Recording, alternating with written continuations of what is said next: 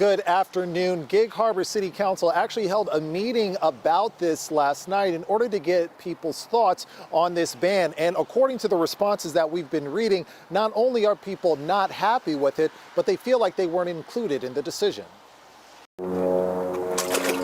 Hayley Nichols is one of dozens of Gig Harbor residents who makes her property available for short-term rentals. But she says getting a permit meant cutting through a lot of red tape. Requesting documentation and reports that were really, really expensive, that we didn't feel were needed, and that delayed our application further.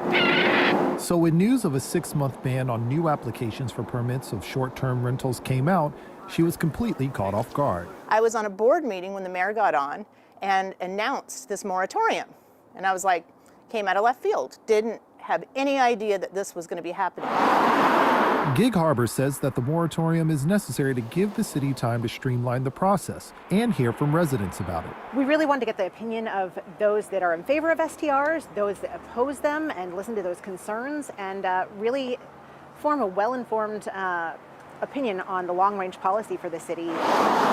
But Nichols says that the nature of the moratorium itself kept residents from being consulted before the city made the decision and caused confusion over the ban itself. Because they enacted an emergency, it took away people like me and the rest of the community to be able to come in and say, hey, these are the facts. This is how it's going to affect us. This is what the issue is.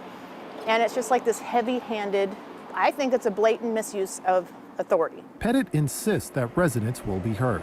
We did go ahead and make sure that the moratorium was given public hearing, which our RCWs guide us to do within 60 days. We got a great amount of written comment last night provided. We got a great amount of public comment in the city council meeting, and that will inform our planning commission. So we are actively listening. Meanwhile, Nichols just hopes Gig Harbor continues to be a welcoming city. But this is a beautiful community. We should share it, I feel, with people that don't get to live in such a beautiful place. And to not share it just seems very selfish to me. Now, Pettit went on to let me know that if any Gig Harbor residents still have some feedback on how the new permits should be structured, to reach out to the city's planning commission. And that feedback will be considered when they put together the new rules. From Gig Harbor, Lionel Donovan, King 5 News. Lionel, thank you.